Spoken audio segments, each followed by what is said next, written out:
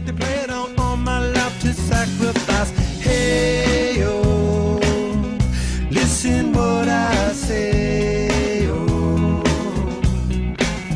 I got your hey, oh, now listen what I say, oh,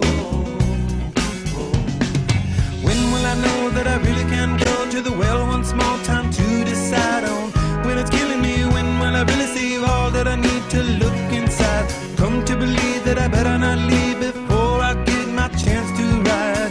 When it's killing me, what do I really need? All that I need to look inside.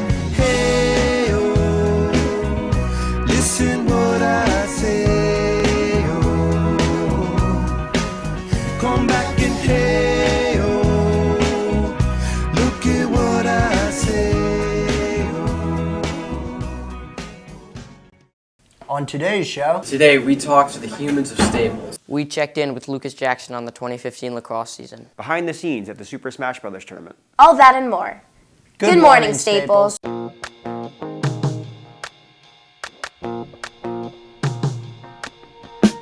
Woke up cold one Tuesday. I'm looking tired and feeling quite sick. I felt like there was something missing in my day-to-day life. Good morning, Staples. It's Wednesday, March the 25th, and I'm Jack Ballis. And I'm Chloe Ada. Over the past few weeks, our Period 8 class has joined forces with the Period 2 class to produce our first shows of the semester. Today is our first attempt to create a show on our own. Jack is a junior and I'm a freshman, as is the case with almost all TV production classes. Students from all of the 4 grade levels work together to put together shows.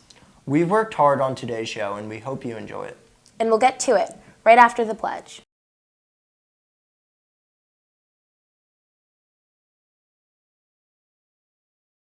I pledge allegiance to the flag of the United States of America and to the republic for which it stands, one nation, under God, indivisible, with liberty and justice for all. Recently, we've noticed that some juniors have been somewhat upset about how rigid the senior schedule is. Olivia and Damaris went around to talk with guidance and also some students to investigate the issue. We recently took a look around the school to see what other students thought about the schedule change and how teachers and guidance counselors are recommending not to change your schedule. Take a look around the school to see what students and teachers have to say. The last really big project, so to speak, your senior schedule.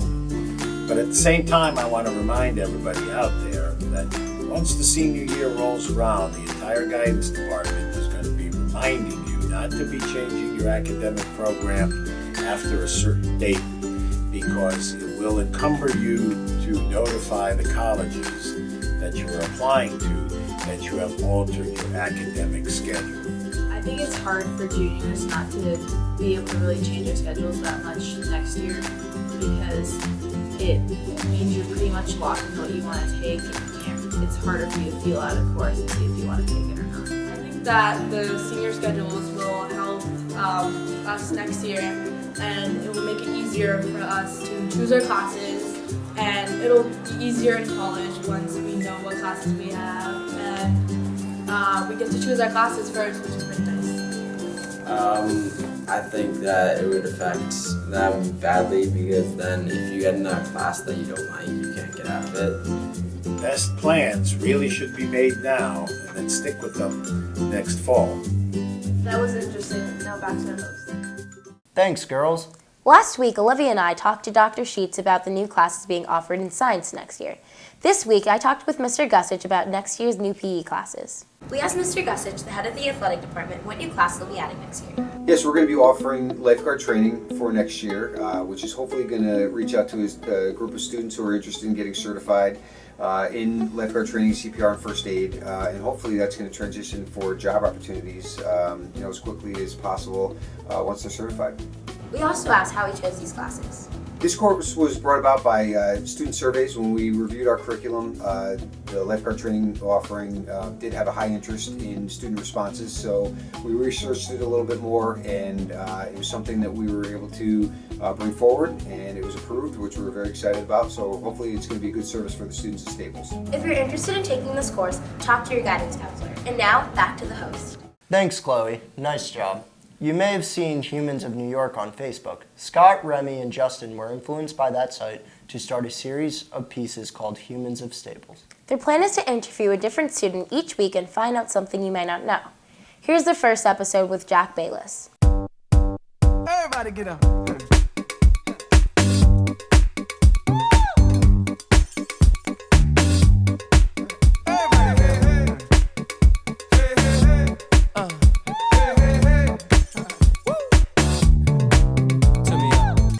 You want to know why I moved to Westport? When I was 4, I lived in Brooklyn, New York, and my dad worked in the World Trade Center. And on the day of 9/11, he was obviously on his way to work like any normal day. And the way our apartment was set up, we could see the Twin Towers from our apartment, and we had a clear view. So I was watching Dragon Tales. Great show. And I remember the screen went totally gray, and then my mom came in to see what was wrong with the TV, and she started screaming because she was a close-up of the Twin Towers, and it was just like on every station, and I didn't get it because I was 4. So we ran out to the window to see the tower, the first tower, on fire, and there was smoke everywhere, and my mom was freaking out because she wasn't sure if my dad was alive or not. But my dad was fine, and he ran back with hundreds of other people on the Brooklyn Bridge, and he got back to the apartment probably about an hour after the planes hit, and he was okay, but it was just really scary at the time because we didn't know if he was all right. And he worked on the 95th floor of the North Tower, which is the first one that got hit. So, and it was really like his lab that got hit. So, if the planes had hit when he was there, he definitely would have been killed. So I was lucky that day, and that's what brought me to Westport. So it really is it's a happy ending. If you know someone who would be a good person for this series, get in touch with Scott Pecorello, Remy Lafer, or Justin Liddell, or stop by the Media Lab during Period 8. A couple of weeks ago, Cyrus was here talking about the Smash Brothers tournament at Toquet Hall. It was a great success. Here's some highlights.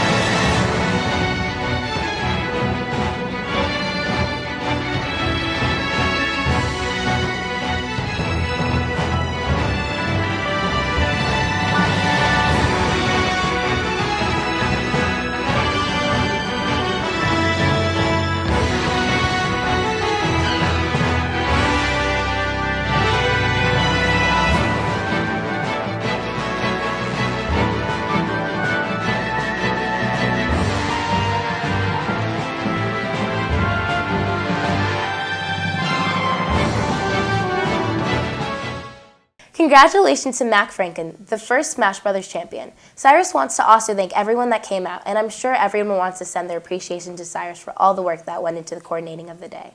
There is a unique, exciting opportunity for you this Sunday in our gym. Here's Jared to tell you about a fun contest for a great cause. Hi, I'm Jared Vishno, and I'm representing the Service League of Boys. This Sunday from noon to 4 p.m. in the Staples Gym, my teammate on the basketball team, Andrew Ingber, and I are hosting a free throw shooting fundraiser to benefit the charity organization Full Court Peace. Here's how it works. At the event, shooters will take 50 free throws, but before they shoot, they will ask friends and family to pledge money for every shot they make out of 50. For more information, you can talk to myself, Jared Vishno, Andrew Ingber, or look at your email for more details. Hope to see you there. So don't forget that this Sunday in the gym, a great idea from Jared and Andrew, and by this Sunday night, we'll know who the Final Four is. And someone will have won a pair of Kobe Bryant's signed game-used sneakers. Very cool. The annual Student Assembly Variety Show will be taking place on Friday, April 10th. Auditions will be next Monday and Tuesday after school. You can sign up to audition outside Miss Denton's office, which is 3060G. As the calendar turns, we're getting psyched about the prospects for our spring teams. Our boys lacrosse team is one of the teams that is generating a lot of excitement. Here's Spencer with a preview of this team. We sat down with Lucas Jackson and talked about the upcoming 2015 lacrosse season. So what did you do in the off-season to prepare for the 2015 lacrosse season? We've been having weightlifting and running 2 times a week. We've been playing as a team together at the Sono Fieldhouse and Walk. Overall, we've had a better off-season than we have in the past, and we've really ramped up the preseason type stuff. We're getting ready for a big season to have, and we've done a lot to prepare. What do you think you're going to be doing differently from the 2014 season? Well, what we've done differently is that we're going to have, first off, we're going to have a lot of new faces on the field, but it's because of our depth, we're all still talented.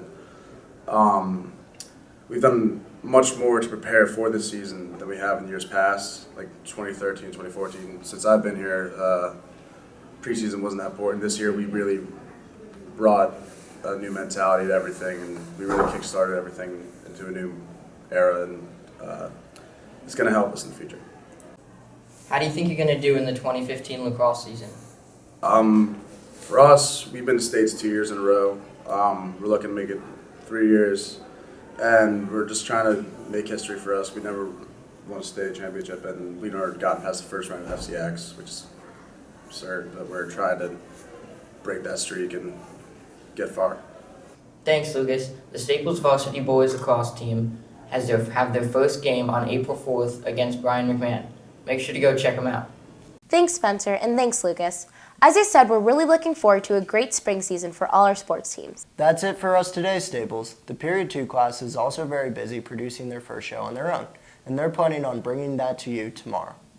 If you have any comments or story ideas for our class, please stop by and talk to us during Period 8 if you can, or email anyone in the class, or Mr. Zito. Bye.